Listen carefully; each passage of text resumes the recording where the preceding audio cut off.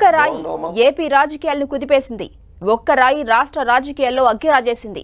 ఆ రాయి ఏకంగా సీఎం జగన్నే తాకింది. దీంతో రాష్ట్ర రాజకీయాలు అట్టుడికిపోతున్నాయి. ఇది ముమ్మాటికి టీడీపీ కుట్ర అంటూ వైసీపీ నేతలు భగ్గుమంటున్నారు. వైసీపీ స్క్రిప్ట్ అంటూ టీడీపీ నాయకులు కౌంటర్లు విసురుతున్నారు. ఇరు పార్టీల నేతలు విమర్శలు, సవాళ్లతో ఒక్కసారిగా ఏపీ పాలిటిక్స్ హీటెక్కాయి. అసలు సీఎం జగన్ పై రాయి విసిరిన ఆ ఆగంతకుడు ఎవరు?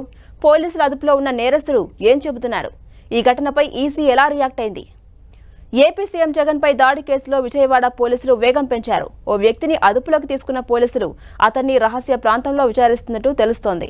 దాడి కేసులో నిందితుడిపై అటెంప్ట్ మర్డర్ కింద కేసును నమోదు చేశారు. స్కూల్, టెంపుల్ మధ్య ఉన్న ఓపెన్ ప్లేస్ నుంచి దాడి జరిగినట్టు పోలీసులు ప్రాథమికంగా నిర్ధారించారు. ఇప్పటికే ఘటనా స్థలం నుంచి పోలీసులు కొన్ని ఆధారాలు సేకరించారు.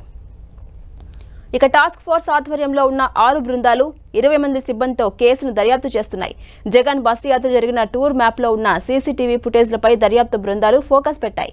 సమీపంలో ఉన్న స్కూల్స్, ఇళ్లు, షాపుల్లో ఉన్న సీసీటీవీ ఫుటేజ్లను పరిశీలించారు.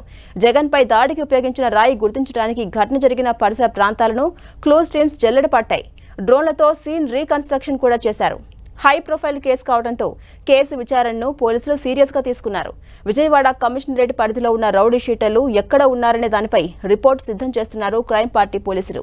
ఈ కేసులో కీలక ఆధారం ట్రేస్ చేయడం ద్వారా ఈ కేసును ఓ కొలికి తేవాలంటూ పోలీసులు శతవిధాలా ప్రయత్నిస్తున్నారు. ఘటన జరిగిన సమయంలో ఎవరెవరు గ్రూప్ కాల్స్ మాట్లాడారో గుట్టులాగుతున్నారు.